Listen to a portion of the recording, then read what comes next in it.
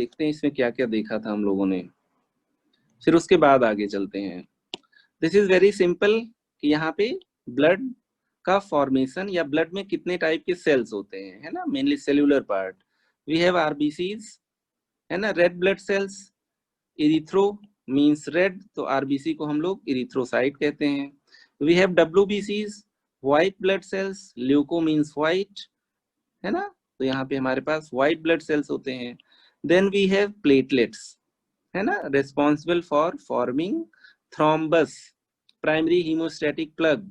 आगे चल के उसमें क्लॉटिंग फैक्टर्स इन्वॉल्व हो जाएंगे तो वो क्लॉट बन जाएगा।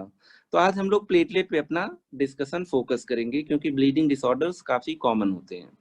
चलिए, फिर यहाँ पे हम लोगों ने कहा site of blood formation, this site is your bone marrow, है ना, रेड बोन मैरो एक्चुअली, ठीक है। And the process is known as hematopoiesis या हीमोपोइसिस। तो यहाँ पे हम लोग कहते हैं formation of blood occurs in bone marrow. Bone marrow में there are few cells which can transform into any type of blood cell known as pluripotent cells. Here there is one lymphoid series responsible for production of lymphocytes. You have myeloid series responsible for production of other cells other than lymphocytes, right? Like neutrophil, eosinophil, monocyte, that is other WBCs. Then you have platelets, then you have erythrocytes, that is RBCs. तो totipotent sales आपके zygote में होते हैं जो body के किसी भी cell में कन्वर्ट हो सकते हैं। तभी हम लोग सिंगल सेल ऑर्गेनिज्म से मल्टी सेलुलर और बॉडी में डिफरेंट टाइप के टिश्यूज मिलते हैं। बोन मैरो के अंदर स्टेम सेल जो होगा वो प्लूरिपोटेंट टाइप का होगा। It can change into number of cells but only blood cell, not any liver और किडनी सेल। तो यहाँ पे हम लोगों ने इसको और ईज कर लिया था। प्लूरिपोटेंट सेल आपके आगे, एक तरफ लिम्फोसाइट्स बन गए। आगे चल के देखेंगे लिम्फोसाइट्स बी और टी लिम्फोसाइट्स होते हैं। You have other blood cells, platelets, RBCs, डब्ल्यूबीसीज, है ना। डब्ल्यूबीसी में हम लोगों ने और भी क्लासिफाई किया था। फिर यहाँ पे ब्लड फॉर्मेशन को और सिंप्लीफाई कर लिया, मोर और लेस वही सेम चीज। फिर हम लोगों ने कहा अगर माइलॉइड सीरीज डिस्टर्ब हो जाएगी, राइट हैंड साइड वाला, तो भी डब्ल्यूबीसी, प्लेटलेट, आरबीसी सब कम हो जाएंगे। The condition is known as pancytopenia. जब एनीमिया पढ़ेंगे तो ए प्लास्टिक एनीमिया पढ़ेंगे, देखेंगे। क्लिनिकल फीचर्स में क्या क्या क्लिनिकल फीचर होते हैं कल हम लोगों ने देखा था, है ना। तो यहाँ पे एक डायग्राम भी हम लोगों ने शायद इंसर्ट किया था। एक डायग्राम इंसर्ट कर लेते हैं, आइए देखते हैं। शायद मैंने इंसर्ट तो किया था एक डायग्राम, ये रहा। तो कुछ आपको साइन एंड सिम्टम्स मिलते हैं जो पेशेंट बताता है, that those are symptoms, and जो आप देखते हो as a clinician, as a doctor, as an examiner, वो आपके साइंस होते हैं। तो कल हम लोगों ने इतने साइन एंड सिम्टम की बात किए थे। अगर हम लोगों ने डिस्कस, जब हम लोग डिस्कस कर रहे थे क्या, ब्लड डिसऑर्डर, ठीक है। अभी हम लोग मेनली फोकस करेंगे किस पे, आपके थ्रोम्बोसाइटोपिनिया पे और आपके क्लॉटिंग फैक्टर डिफिशियंसी पे। फिर से एक बार आउटलाइन देख लेते हैं। किसी को हीमोग्लोबिन कम होगा, फटीग होगा, है ना, जल्दी थक जाएगा। ब्रेथलेसनेस होगा, है ना, ब्रेथलेसनेस हो सकता है। सांस फूल सकती है क्योंकि रेस्पिरेटरी रेट ज्यादा हो जाएगा। आप लोगों ने बताया था पैल्पिटेशन हो सकता है क्योंकि हार्ट रेट भी ज्यादा हो जाएगा, ठीक है। पाइका हो सकता है, धूल मिट्टी जूता चप्पल खाना स्टार्ट कर देगा, ठीक है। चलिए, फीवर हो सकता है अगर उसको इन्फेक्शन हो रहा है। हीमोग्लोबिन कम है, डब्ल्यूबीसी कम है, तो इन्फेक्शन से क्या ही फाइट करेगा, है ना। तो ऐसे केसेस में बार बार उसको इन्फेक्शन हो सकते हैं। जॉन्डिस हो सकता है अगर आरबीसी का ब्रेकडाउन ज्यादा हो। अब हमारा पॉइंट ऑफ इंटरेस्ट आ गया, ब्लीडिंग प्रॉब्लम। प्लेटलेट अगर कम होंगे, क्लॉटिंग फैक्टर्स कम हो जाएंगे, है ना, ब्लड में क्लॉटिंग फैक्टर्स भी होते हैं, तो ब्लीडिंग टेंडेंसीज बढ़ जाएगी। मसूड़े से गम ब्लीडिंग हो सकती है, नोज से ब्लीडिंग हो सकती है, स्किन में ब्लीड हो सकता है, स्टूल में ब्लीड हो सकता है, इंटेस्टाइन में ब्लीड हो सकता है ना। तो डिफरेंट पार्ट से ब्लीडिंग हो सकती है। कैंसर वगैरह होगा तो बॉडी पेन मिल सकता है। आयरन डिफिशिएंसी में डिस्फेजिया, मतलब डिफिकल्टी इन सॉलोइंग। और जो डॉक्टर देखेंगे वो सब आपके साइन होंगे, है ना, जैसे पैलर मिल जाएगा, नेल आपका स्पून जैसा हो जाएगा, चम्मच जैसा, क्वाइलोनाइकिया, फेस आपका स्क्विरल गिलहरी जैसा हो जाएगा, you call it chipmunk faces, ठीक है। लिवर वगैरह आपका बड़ा मिल सकता है, लिम्फ नोड वगैरह बड़ा मिल सकता है, कैंसर होगा तो टेस्टिस बड़ी मिल सकती है, ठीक है। तो इस तरीके से पेटिकी परप्यूरा मिल सकते हैं अगर ब्लीडिंग हो रहा है। तो डिफरेंट मैनिफेस्टेशंस होते हैं, वन बाय वन हम लोग सबको पढ़ेंगे, ठीक है। स्टार्ट हम लोग करेंगे ब्लीडिंग प्रॉब्लम से, क्योंकि ये ज्यादा लाइफ थ्रेटनिंग है। किसी को एनीमिया होगा, चलो आयरन की गोली दे दिया, आयरन का इंजेक्शन लगा दिया, ब्लड चढ़ा दिया, ठीक हो जाएगा। लेकिन ब्लीडिंग डिसऑर्डर है तो कभी कभी इसमें आपको बहुत टाइम नहीं मिलता है पेशेंट को मैनेज करने में। ब्लीडिंग से डेथ हो सकती है, इंटरनल ब्लीडिंग, मान लीजिए ब्रेन में हो गया, ब्रेन हेमरेज हो जाएगा, कभी बिल्कुल ठीक नहीं होगा अगर आपने बचा लिया तो भी। तो जहां तक सिम्टम की बात की गई थी, यहाँ पे हम लोगों ने कहा था पेशेंट को बहुत फटीग होगा, जल्दी थक जाएगा, ब्लड भी नहीं होगा उसकी बॉडी में तो क्या ही काम करेगा, ठीक है, बिना कोई काम किए थक जाएगा, कमाल है। देन यू हैव ब्रेथलेसनेस, उसकी सांस फूलेगी क्योंकि हीमोग्लोबिन कम है और उसे ऑक्सीजनेट करना है, कम हीमोग्लोबिन होगा, बार बार ऑक्सीजनेट करना पड़ेगा, जल्दी जल्दी सांस लेगा, रेस्पिरेटरी रेट ज्यादा होगा, है ना, जिसकी वजह से आपका ब्रेथलेसनेस हो सकता है। कल मैंने समझाया भी था, है ना, कि उसको ब्रीदिंग डिफिकल्टी होगी and you call it dyspnoea, क्योंकि हीमोग्लोबिन कम है उसकी बॉडी में। चलिए और कुछ यहाँ पे हम लोग सिम्टम इसी में ऐड कर लेते हैं, ठीक है। साइंस हम लोग जब डिजीज पढ़ेंगे तब देख लेंगे। चलिए एक और यहाँ पे सिम्टम ले लेते हैं, थर्ड, इसी में से हम लोग पिक करते जाते हैं और हम लोग पाइका ले लेते हैं, ठीक है। पाइका में पेशेंट बताएगा कि वो मिट्टी वगैरह खाने लगता है, मड क्रेविंग, मड क्रेविंग, ठीक है, या सैंड खाने लगे, ठीक है, या कोई भी चीज खाने लगे, मेटल वगैरह के लिए थोड़ा सा इंक्लाइंड हो, ठीक है, आयरन वो लिक करना चाटना स्टार्ट कर दे, दीवार चाटना स्टार्ट कर दे, दिस इज पाइका। तो ये भी एक तरीके से अगर वो कहता है कि वो मड ईट कर रहा है आजकल या जो कुछ भी है, तो इसी को हम लोग कहते हैं pica. This is sign of iron deficiency anaemia, sign of iron, iron haemoglobin बनाता है ना, अगर आयरन कम होगा तो भी एनीमिया हो सकता है, आयरन डिफिशियंसी एनीमिया, IDA।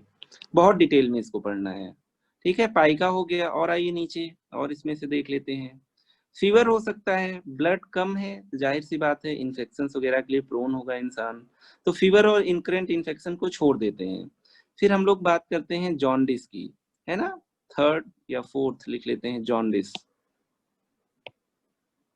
बिल्कुल जॉन्डिस हो सकता है, जॉन्डिस में पेशेंट बताएगा कि उसकी आईज येलो हो गई, स्किन येलो हो गया, यूरिन उसका येलो हो गया, है ना, यूरिन वगैरह तो पेशेंट ही बताएगा, तो ये आपका सिम्टम में आएगा। आईज भी रोज वो कई बार शीशा देखेगा, लड़की होगी तो 50 बार देखेगी, आईज जरा भी येलो होंगी तुरंत बता देगी, ठीक है।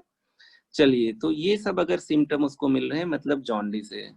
जॉन्डिस क्यों होगा, आपकी अगर आरबीसी है, आरबीसी में हीमोग्लोबिन होगा, बहुत शॉर्ट में बताएंगे, ये सब पढ़ चुके हैं हम लोग। तो ये आगे चल के हीमोग्लोबिन चेंज हो जाता है बिलीरूबिन में, बिलीरूबिन, अगर बिलीरूबिन बॉडी में ज्यादा होगा तो इसकी वजह से जॉन्डिस होगा। तो अगर किसी पेशेंट में जॉन्डिस मिल रहा है और एनीमिया मिल रहा है, इसका मतलब उसको लिवर की प्रॉब्लम नहीं है जॉन्डिस में, इसका मतलब उसको ब्लड से रिलेटेड कोई प्रॉब्लम है, ज्यादातर चांस है कि ब्लड टूट रहा है इसलिए जॉन्डिस है, लीवर खराब है इसलिए पीलिया नहीं हो गया है। तो अगर हम लोग ब्लड की प्रॉब्लम से जॉन्डिस सस्पेक्ट करते हैं इन हिमेटोलॉजिकल प्रॉब्लम्स, ठीक है, jaundice is mostly along with anaemia, तो हमको क्या मिलता है, जॉन्डिस भी मिलता है और एनीमिया, आगे एग्जामिन करेंगे तो एनीमिया भी मिलेगा, मतलब पैलर मिलेगा, ठीक है। तो ये दोनों का कॉम्बो मिलता है जब हिमेटोलॉजिकल प्रॉब्लम्स होते हैं। इसका मतलब एनीमिया क्यों है, क्योंकि आरबीसी का डिस्ट्रक्शन हो रहा है, वेरी सिंपल, आरबीसी डिस्ट्रॉय होंगी तो एनीमिया मिलेगा, है ना। तो यहाँ पे हम लोगों ने जॉन्डिस देख लिया, और देखते हैं कौन सा सिम्टम था, ब्लीडिंग मैनिफेस्टेशंस, है ना, ब्लीडिंग मैनिफेस्टेशंस और बॉडी पेन कैंसर वगैरह में मिलेगा, ठीक है मेनली। तो अब ब्लीडिंग मैनिफेस्टेशंस लिख लेते हैं।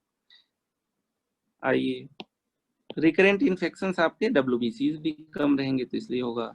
तो यहाँ पे हम लोग लास्ट लिख लेते हैं सिम्टम, फिर उसके बाद जब पढ़ेंगे इंडिविजुअल डिजीज तो देखा जाएगा। 5 ब्लीडिंग टेंडेंसीज, ब्लीडिंग टेंडेंसीज। तो आज हम लोगों को ब्लीडिंग टेंडेंसीज पे ज्यादा फोकस करना है ना, क्योंकि हम लोग प्लेटलेट से रिलेटेड चीजें पढ़ना चाह रहे हैं। तो इन ब्लीडिंग टेंडेंसीज, देखिए हमने आपको शुरू में ही अभी बताया था चैट सेक्शन में कि अगर कोई ब्लड वेसल है, ठीक है, तो इसका मतलब एक चीज यहाँ पे जो आपकी इन्वॉल्व हो रही है, पहली चीज वो ब्लड वेसल ही है। ब्लड वेसल ही अगर किसी की खराब होगी तो ब्लीडिंग हो सकती है उसको, है ना। तो ब्लड वेसल को कभी मत भूलो। स्कर्वी डिजीज आपने सुनी है, विटामिन सी कम होता है तो स्कर्वी होता है, गम ब्लीडिंग होता है। तो ना उसमें प्लेटलेट कम होता है, ना उसमें क्लॉटिंग फैक्टर कम होता है, लेकिन ब्लड वेसल ही धोखा दे जाती है, ठीक है, ब्लड वेसल रप्चर कर जाती है। वास्को डिगामा इंडिया आया था, बहुत सारे लोगों को लेके आया था, ठीक है। आधे लोग उसकी शिप पे मर गए थे क्योंकि रास्ते में उसको सी में कोई विटामिन सी का सोर्स नहीं मिला। स्कर्वी से ब्लीड करते हुए उसकी शिप पे लोग मर गए। 100 लोग चले थे, 50 लोग पहुंचे थे, ठीक है। जो लोग मर जाते थे उनको ये लोग सी में फेंक देते थे। चलिए ठीक है, उन सब चीजों की बात बाद में होगी, ठीक है। तो यहाँ पे जैसे ही यहाँ पे मैंने कह दिया आपकी ब्लड वेसल डैमेज हुई, ब्लड वेसल डैमेज हुई, तो यहाँ पे रफ एरिया बन जाता है जहां पे आपके प्लेटलेट्स इकट्ठा होने लगते हैं। प्लेटलेट्स, प्लेटलेट को थ्रोम्बस थ्रोम्बोसाइट भी कहते हो ना, ये आपके प्लेटलेट्स हैं। प्लेटलेट्स हैं तो इन्होंने ब्लीडिंग को टेम्पररीली रोक दिया। ब्लीडिंग, अभी इसको और एक्सप्लेन करेंगे। ब्लीडिंग स्टॉप्स टेम्पोरेरीली, लेकिन ये बहुत देर तक टिक नहीं पाएगा, है ना। इसी को हम लोग कहते हैं primary haemostatic plug, primary haemostatic plug, ठीक है। किसने बनाया? प्लेटलेट ने बनाया। क्लॉटिंग फैक्टर अभी नहीं आया है ना। इसको किसने बनाया? प्लेटलेट ने बनाया। By platelets. आगे चल के क्या होगा, अभी इस डायग्राम को एक बार और देखेंगे। आगे चल के क्या होगा कि जो यहाँ पे ब्लड वेसल जहाँ पे रप्चर की है, यहाँ पे क्या हो जाएगा, अब आपको ये स्टेबलाइज हो जाएगा। जो भी आपका प्राइमरी हीमोस्टैटिक प्लग बना है, तो यहाँ पे आपके क्या थे? प्लेटलेट थे। ये टेम्पररी थे, ठीक है, थोड़ी देर में प्लेटलेट आपके डीस्टेबलाइज होने लगेंगे। यहाँ पे आ जाएगा आपका फिब्रिन। फिब्रिनोजन पहला क्लॉटिंग फैक्टर होता है ना। ये आपका फिब्रिन है, मतलब क्लॉटिंग फैक्टर आ गया। ये क्लॉटिंग फैक्टर 1 होता है, फिब्रिनोजेन से फिब्रिन बन जाता है। अब ये आपका प्राइमरी हीमोस्टैटिक प्लग नहीं है, क्लॉट है। तो क्लॉट का मतलब क्या हो गया, यहाँ पे प्लेटलेट भी है और यहाँ पे क्लॉटिंग फैक्टर भी है। तो यहाँ पे हम लोगों ने दूसरी चीज क्या देखी? दूसरी चीज देखी कि प्लेटलेट इन्वॉल्व हो गया है। तीसरी चीज हम लोगों ने क्या देखा है? क्लॉटिंग फैक्टर्स इन्वॉल्व हो गए हैं। तो जब भी किसी को कहीं से ब्लीड हो रहा होगा, it's not only due to platelet, clotting factors भी कम होंगे। ब्लड वेसल हो सकता है कमजोर हो गई हो, स्कर्वी हो गया हो पेशेंट को, ठीक है। तो this is very important concept. अब हम लोग आज यही पढ़ते हैं, ब्लीडिंग डिसऑर्डर्स। तो इसी को फिर से रिवाइज करते हुए आगे चलते हैं, ठीक है। चलिए आइए पढ़ते हैं bleeding disorders. So today we are going to study bleeding problems, bleeding disorders. तो बेसिकली अभी हम लोगों ने देख लिया ब्लीडिंग डिसऑर्डर्स मेनली 3 रीजन से होंगे। प्लेटलेट में कमी हो या प्लेटलेट कम हो अमाउंट में। दूसरी चीज ये है कि ब्लड वेसल आपकी डिफेक्टिव हो, जैसे स्कर्वी। तीसरी चीज ये है कि आपका क्लॉटिंग फैक्टर कम हो। यहाँ पे लिखते हैं bleeding can occur due to 3 reasons. ठीक है, ब्लड वेसल हम लोग हमेशा भूल जाते हैं, याद रखिएगा। ठीक है, चलिए तो यहाँ पे हम लोग तीनों को लिख लेते हैं। सबसे पहला 1, आपके प्लेटलेट्स कम हो जाए, प्लेटलेट्स डिक्रीज, है ना, हम लोग कहते हैं थ्रोम्बोसाइटोपिनिया, है ना। प्लेटलेट ही नहीं होंगे तो प्राइमरी हीमोस्टैटिक प्लग ही नहीं बनेगा, है ना, तो तुरंत ब्लीडिंग होगा पेशेंट को, है ना। तो हम लोग कहते हैं सडन ब्लीडिंग, चोट लग गई तुरंत ब्लीडिंग हो रहा है। तो यहाँ पे नो प्राइमरी, पहले कौन पहुंचा था, प्लेटलेट ही पहुंचा था, हीमोस्टैटिक प्लग, है ना, तो यहाँ पे इमीडिएटली ब्लीड होगा। चलो वो सब बाद में देखेंगे। सेकेंड क्या हो सकता है, क्लॉटिंग फैक्टर्स कम हो जाए, क्लॉटिंग फैक्टर्स आपके अगर कम हो जाए या एब्सेंट हो, है ना, तो ऐसी कंडीशन में भी ब्लीडिंग होगा। चलिए और देख लेते हैं। Third, condition of vessel wall, है ना, या ड्यू टू वेसल वॉल लिख लेते हैं, vessel wall problems, vessel wall problems, like अगर वेसल वॉल में ही इन्फ्लेमेशन हो जाए तो हम लोग कहते हैं वेस्कुलाइटिस या scurvy, that is vitamin C deficiency. ठीक है, तो हम लोग कई सारे कॉन्सेप्ट आज देखेंगे, तो तुम लोग बहुत अच्छे से फोकस करना। ब्लीडिंग डिसऑर्डर मैथमेटिक जैसा है, बहुत ही इजी है। ठीक है, इसको पढ़ने में कोई दिक्कत नहीं होनी चाहिए। तो यहाँ पे एक आउटलुक हम लोगों ने ये बना लिया, ब्लीडिंग आपके 3 रीजन से हो सकते हैं। तीनों केस में जो ब्लीडिंग होगा वो अलग तरीके से होगा। कभी मसूड़े से ब्लीडिंग होगी, गम ब्लीडिंग, कभी इंटरनल ऑर्गन में ब्लीड हो जाएगा, कभी स्किन में ब्लीड हो जाएगा, कभी नोज से इपिस्टैक्सिस हो जाएगा। तो डिफरेंट कंडीशन में डिफरेंट ब्लीड होगा। आप लोग हिस्ट्री एग्जामिनेशन और क्लिनिकल से ही बता सकते हैं कि पेशेंट में प्लेटलेट कम होगा, प्लेटलेट चढ़ाना है, या हीमोफीलिया है, क्लॉटिंग फैक्टर डिफिशियंसी है, या उसको विटामिन सी डिफिशियंसी है, जैसे वेसल वॉल प्रॉब्लम, है ना। तो सबसे पहले हम लोग यहाँ पे ले लेते हैं प्लेटलेट्स। आइए प्लेटलेट्स की बात करते हैं।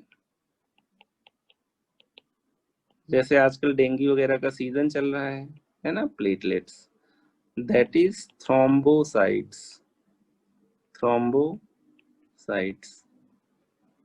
तो यहाँ पे पहले लिख लेते हैं नॉर्मल प्लेटलेट का काउंट कितना होता है ना, नॉर्मल काउंट, प्लेटलेट का नॉर्मल काउंट कितना होता है, 1.5 to 4 लाख पर क्यूबिक मिलीमीटर। मुझे उम्मीद है ये तो सबने पढ़ रखा होगा, है ना, नॉर्मल प्लेटलेट काउंट। अब अगर 1 लाख से कम हो जाता है तो उसी को हम लोग डिफाइन कर देते हैं क्या, थ्रोम्बोसाइटोपिनिया। ठीक है, आइए देख लेते हैं। तो ब्लीडिंग के चांसेस कम कब होंगे, जब प्लेटलेट का नंबर कम होगा, है ना। तो यहाँ पे थ्रोम्बोसाइटोपिनिया, अगर आपके प्लेटलेट्स कितने कम हो जाएं, platelets less than 1 lakh, 1 lakh से अगर कम हो जाए पर क्यूबिक मिलीमीटर, तो हम लोग कहते हैं ये थ्रोम्बोसाइटोपिनिया है। अभी 2 टर्म और देखना है हम लोगों को, है ना, 2 टर्म और क्या हो सकते हैं, प्लेटलेट ज्यादा हो जाए, है ना, तो यही देख लेते हैं। खैर ये अपने इसकी वो बात नहीं है। अगर प्लेटलेट आपके ग्रेटर देन 4 लाख हो जाए तो इसी को हम लोग कहते हैं थ्रोम्बोसाइटोसिस, थ्रोम्बोसाइटोसिस।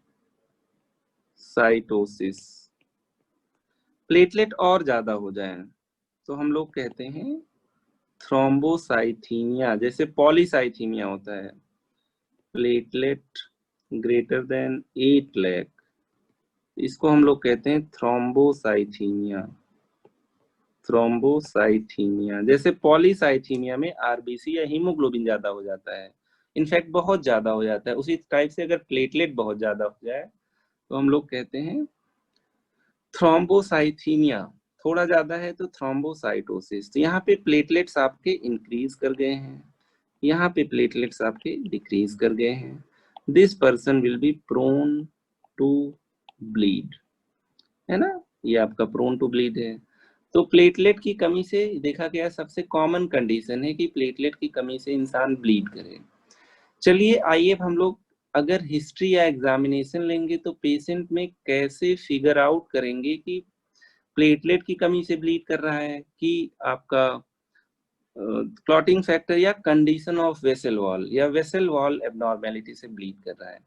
फिर से हम लोग इसको जानने के लिए फिर से हम लोग ब्लीडिंग और क्लॉटिंग मैकेनिज्म पे आते हैं, ठीक है, जिसको हम लोग कहेंगे ब्लीडिंग रोकना है तो हम लोग कहते हैं haemostasis, mechanism of haemostasis,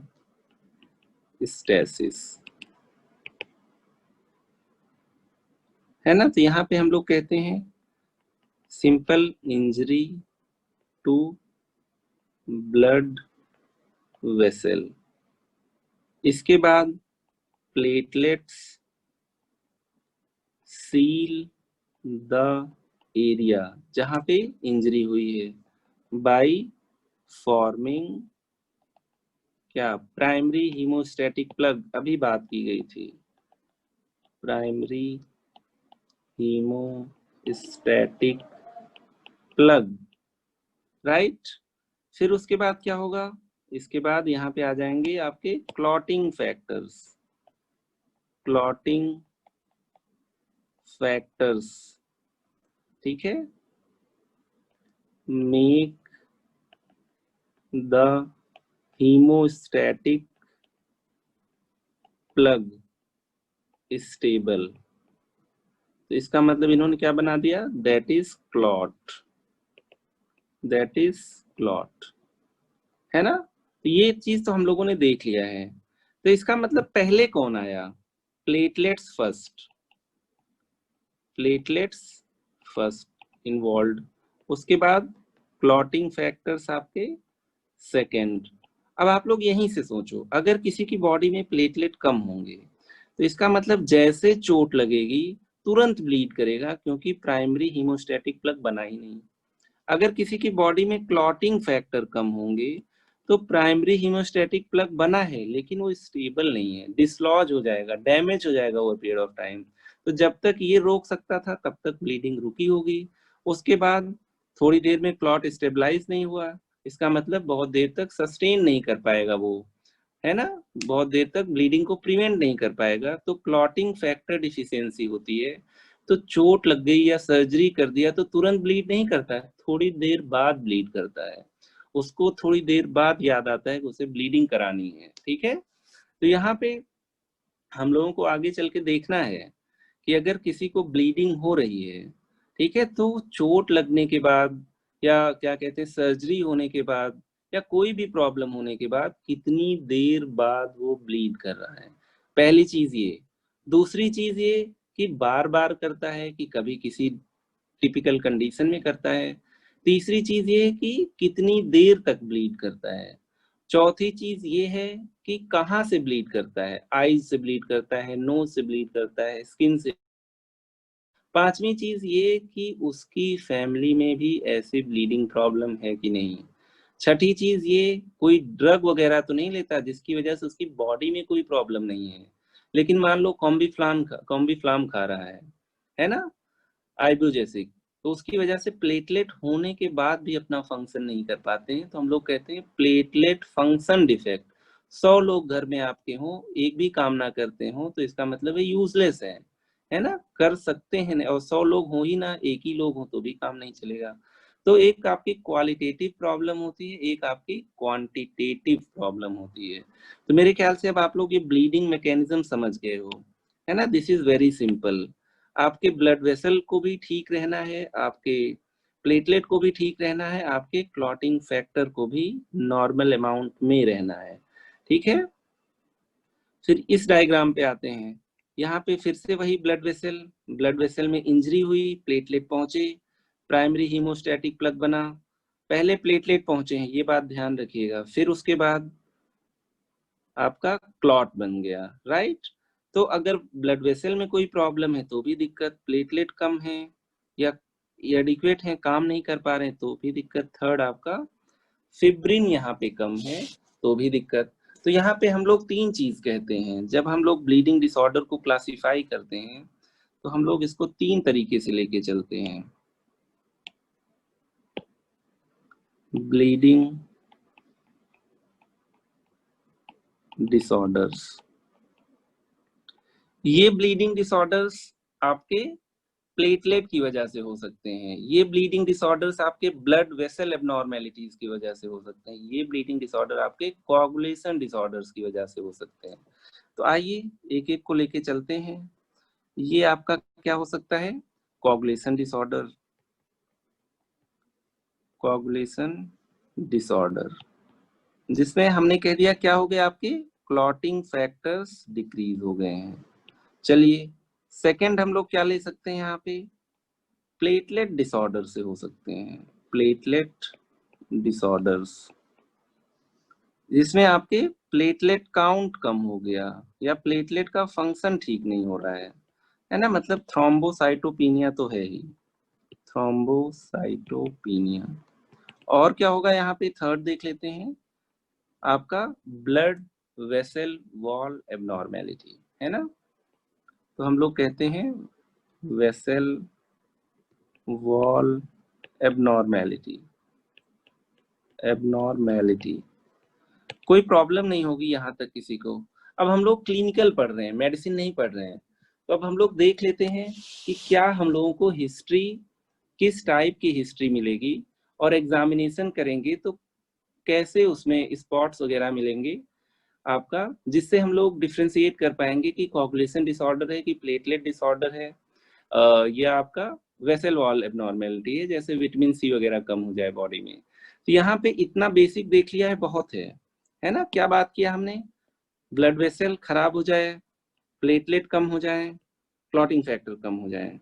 platelet याद रखो पहले आ रहे हैं, ब्लीडिंग रोकने में पहले प्लेटलेट इन्वॉल्व हो रहे हैं, बाद में आपके क्लॉटिंग फैक्टर्स उसमें और अपना एफर्ट दे रहे हैं। तो चलिए देखते हैं। अब ये इंपॉर्टेंट चीज स्टार्ट हो गया आपका, ठीक है। तो यहाँ पे कैसे डिफ्रेंशिएट करेंगे कि कॉज क्या है ना।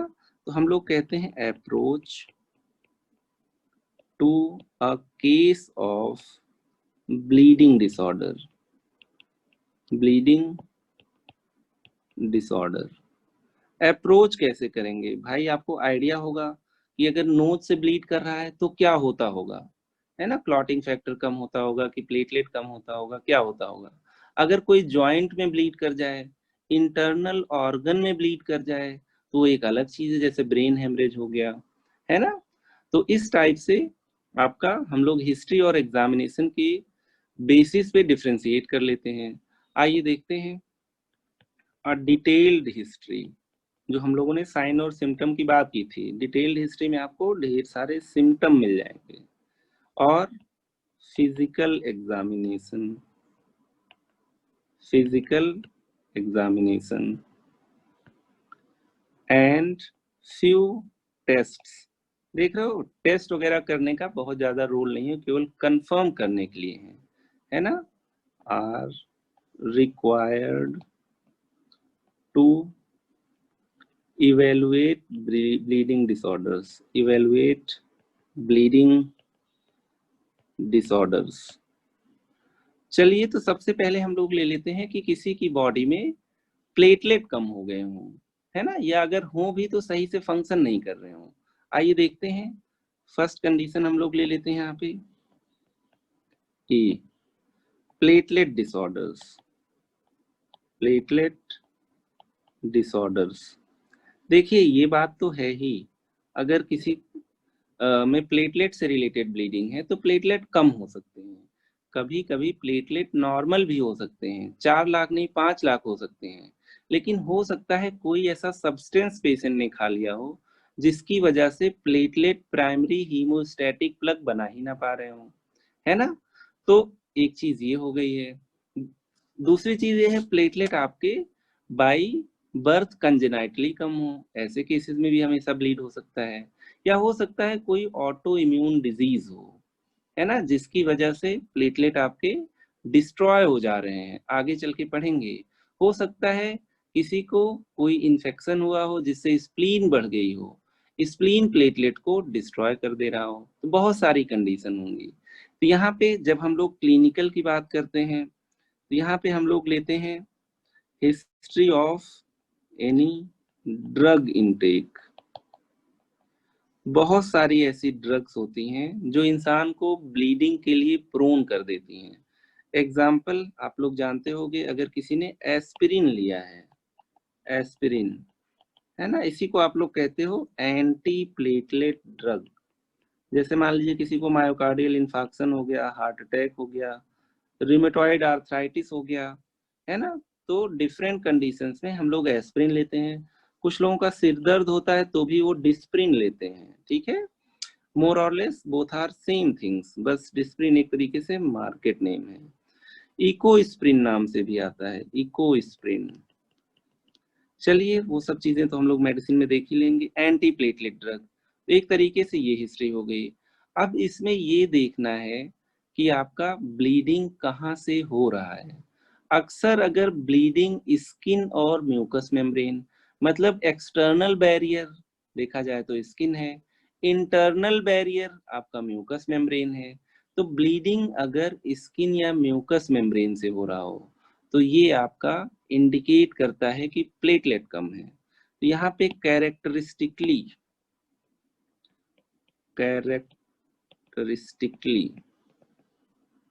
Bleeding mainly occurs from skin, from या into skin and mucous membranes। आप लोगों को पता है स्किन कहाँ होगी, म्यूकस मेम्ब्रेन्स कहाँ पे होंगे, है ना। चलिए देख लेते हैं। तो जैसे मान लीजिए एग्जाम्पल, अगर म्यूकस मेम्ब्रेन की बात किया जाए, जैसे नोज से ब्लीड हो गया, है ना, example nasal bleed, nasal mucosa होगा, है ना, नेजल ब्लीड, जिसको आप लोग क्या कहते हो, दैट इज एपिस्टैक्सिस। कोई इंसान के बार बार नाक से ब्लीडिंग हो जा रही है ना, तो इसका मतलब क्लॉटिंग फैक्टर अनलाइकली है कम हो, है ना, ये कोई ना कोई आपका प्लेटलेट डिसऑर्डर है। स्किन से ब्लीड कर जाए, म्यूकस मेम्ब्रेन में गम ब्लीड भी आएगा, गम ब्लीड, मसूड़े से ब्लीडिंग हो रहा हो, ठीक है। और आपके ये आपके म्यूकस मेम्ब्रेन से हो गए, म्यूकस मेम्ब्रेन से। और देख लेते हैं स्किन में भी ब्लीड हो सकता है पेशेंट को, है ना, स्किन डर्मिस, एपिडर्मिस, यहाँ सब भी।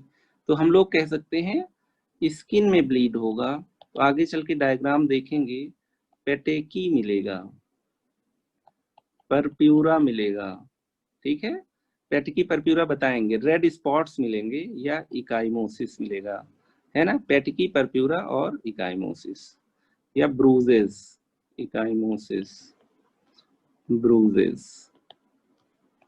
चलिए ये आपके स्किन में ब्लीड हो गए।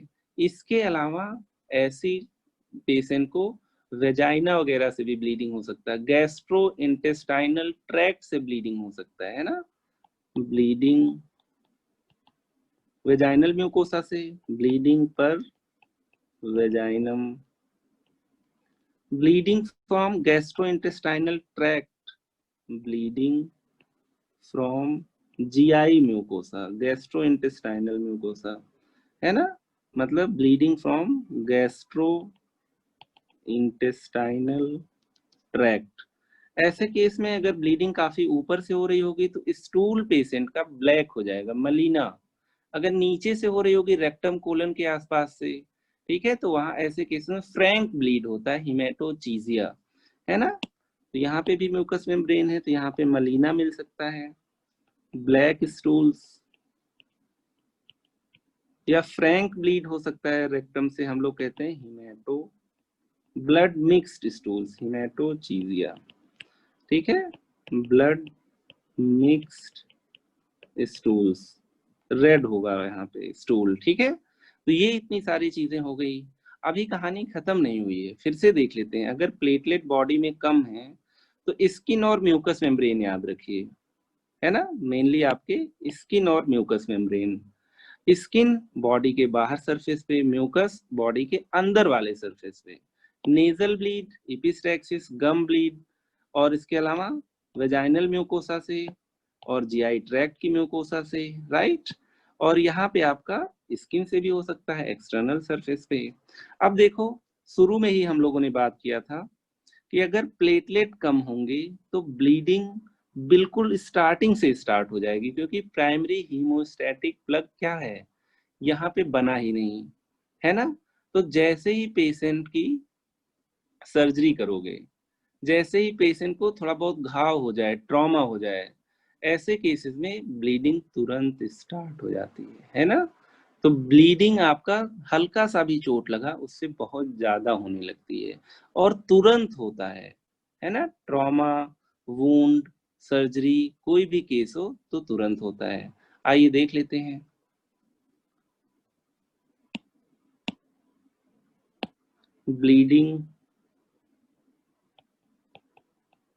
bleeding starts immediately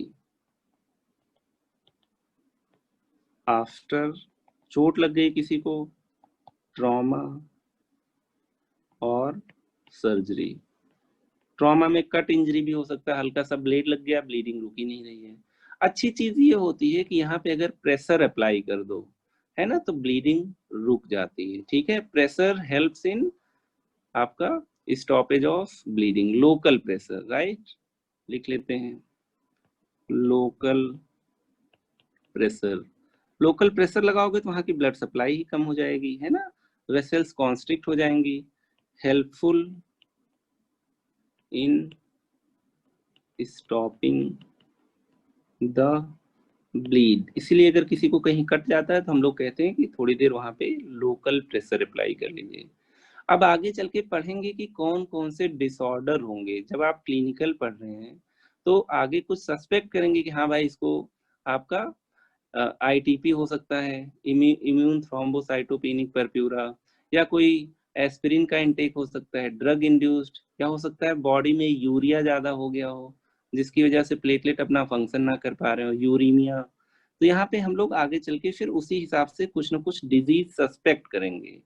ठीक है, चलिए अब हम लोग सेकेंड कंडीशन पे आ जाते हैं, और थोड़ा सा इजी, बी। अगर प्लेट, यहाँ पे पेशेंट को क्लॉटिंग डिसऑर्डर है, क्लॉटिंग डिसऑर्डर है, तो ये इंपॉर्टेंट चीज है। हम लोगों ने देखा था प्राइमरी हीमोस्टैटिक प्लग बनाने में क्लॉटिंग फैक्टर का कोई भी रोल नहीं है ना। और कभी कभी कंजेनाइटली, मतलब हीमोफीलिया आपका कैसा होता है, एक्स लिंक्ड रेसेसिव प्रॉब्लम होता है, तो हो सकता है फैमिली हिस्ट्री लें तो मेल्स को ही केवल डिजीज मिले कि हाँ इनके खानदान में ब्लीड करने की बीमारी है ना। तो यहाँ पे हम लोग लिखते हैं, family history is very important, family history very important. और पेशेंट को रिकरेंट ब्लीड होता है ना, क्योंकि आपका ये कंजेनाइटल प्रॉब्लम है तो जाएगा नहीं। रिकरेंट ब्लीड आगे चल के देखेंगे कि बॉडी में कहाँ कहाँ से ब्लीड होगा। फैमिली हिस्ट्री की अगर बात करें तो फैमिली हिस्ट्री में क्या कहते हैं हम लोग, एग्जाम्पल, हीमोफीलिया ए, जिसमें कौन सा फैक्टर कम है, फैक्टर 8 कम है। हीमोफीलिया बी, हीमोफीलिया बी जिसमें कौन सा कम फैक्टर कम है, 9 कम है। इसी को हम लोग कहते हैं क्रिसमस डिसीज, क्रिसमस डिजीज। ठीक है, अब इसमें फैमिली हिस्ट्री बहुत ही इंपॉर्टेंट है।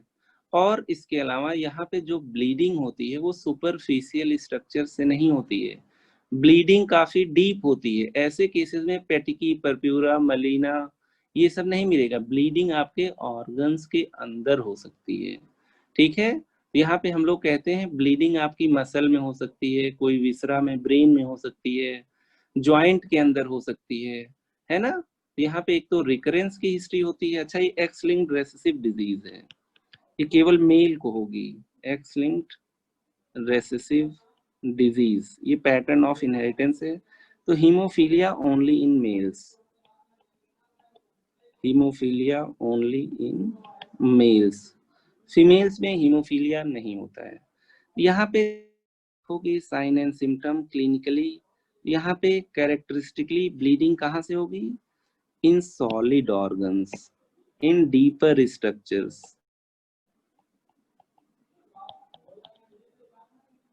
ब्लीडिंग इन डीपर स्ट्रक्चर्स,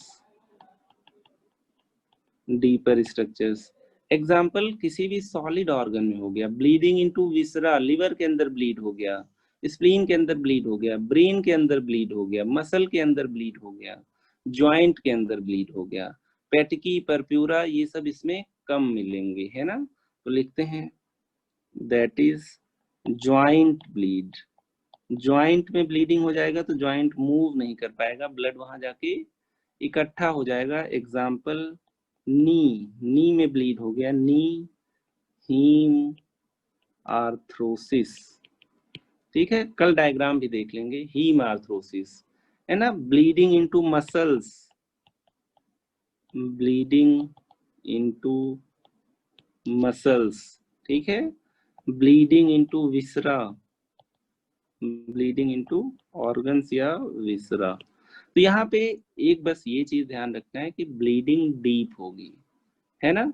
अब यहाँ पे देखो, शुरू में ब्लीडिंग ही नहीं हो रही है, ब्लीडिंग थोड़ी देर बाद हो रहा है, क्योंकि थोड़ी देर तक क्या हो गया था, थोड़ी देर तक प्लेटलेट ने संभाल लिया था सब कुछ, है ना। चलिए आइए देख लेते हैं। Bleeding note, bleeding occurs several hours after, क्या चीज, वही ट्रॉमा या सर्जरी। पेशेंट भूल जाएगा कि उसकी सर्जरी भी हुई थी, उसके थोड़ी देर बाद उसको ब्लीड स्टार्ट होगा। क्यों? क्योंकि इनिशियली प्लेटलेट प्लग बने थे, प्लेटलेट कम नहीं है, दोनों कम होंगे तो सडन ब्लीड होगा, है ना। तो यहाँ पे आपका देखा जाए तो ब्लीडिंग थोड़ी देर बाद होगी, है ना। और यहाँ पे no effect on local pressure, no effect of local application of pressure, application of pressure on bleed, application of pressure on bleed. काफी डीप ब्लीड है तो प्रेशर का कोई इफेक्ट नहीं पड़ेगा, ठीक है। तो यहाँ पे हम लोगों ने इतनी चीजें देख ली हैं। अब यहाँ पे और आगे चलते हैं। अगर किसी के ब्लड वेसल में कोई प्रॉब्लम हो, है ना, तो ऐसे केसेस में भी हमें ब्लीड तुरंत मिलेगा, क्योंकि वेसल रप्चर हो जाएगा इमीडिएटली आफ्टर सर्जरी और ये सब ब्लीड करेगा। अक्सर जब वेसल की कोई प्रॉब्लम होती है तो एक ही जगह पे बार बार ब्लीडिंग होती है, ठीक है। तो यहाँ पे लिख लेते हैं वेसल वॉल एबनॉर्मेलिटीज, सी। कहीं की वेसल ज्यादा प्रोन है, ज्यादा प्रेशर पड़ रहा है वहां पे, या ज्यादा वीक है, वेसल वॉल एबनॉर्मेलिटीज। और भी उसमें विटामिन वगैरह की डिफिशियंसी मिल सकती है, कुछ वेस्कुलाइटिक प्रॉब्लम्स भी होती हैं, वो भी मिल सकती हैं, ठीक है। अक्सर ऐसी प्रॉब्लम्स ओल्ड एज में होती है जब वेसल का वियर एंड टीयर होने लगता है ना। यहाँ पे हम लोग कहते हैं recurrent bleeding from single site, recurrent bleed from single site. अगर हम लोग कह दें किसी को बार बार नेजल ब्लीड हो रहा है और कोई मैनिफेस्टेशन नहीं है, रिकरेंट ब्लीड हो रहा है, नेजल ब्लीड हो रहा है, तो यहाँ पे हम लोग सस्पेक्ट और नो अदर साइन, और कोई प्रॉब्लम नहीं है, इसका मतलब है जो नेजल वेसल्स हैं वहां पे कोई प्रॉब्लम है ना। बार बार वहां पे इंसान चाहे बार बार फिंगरिंग करे या बार बार चाहे छींक आ रही हो उसको, डिफरेंट रीजन से वहां पे वेसल्स प्रोन है ब्लीड करने के लिए, तो इसमें आपका क्या होगा, किसी एक साइड से रिकरेंट ब्लीडिंग होगी। एग्जाम्पल हम लोग देखते हैं बहुत लोगों को बार बार इपिस्टैक्सिस होती है ना, फिर नेजल आर्टरीज को ब्लॉक कर दिया जाता है, तो ये प्रॉब्लम ठीक हो जाती है, ठीक है। तो यहाँ पे ब्लीडिंग फ्रॉम क्या कहते हैं, सिंगल साइड रिकरेंट ब्लीड होती है ना। और जाहिर सी बात है लोकल प्रेशर लगा दोगे तो वेसल बंद हो जाएगी, ब्लड आएगा ही नहीं, तो कैसे ब्लीड करेगा, है ना। तो ब्लीडिंग इमीडिएटली आफ्टर, जैसे प्लेटलेट वाले में था, इमीडिएटली आफ्टर ट्रॉमा या surgery. Local pressure is again helpful, local pressure is helpful in preventing bleed या in stopping bleed, preventing the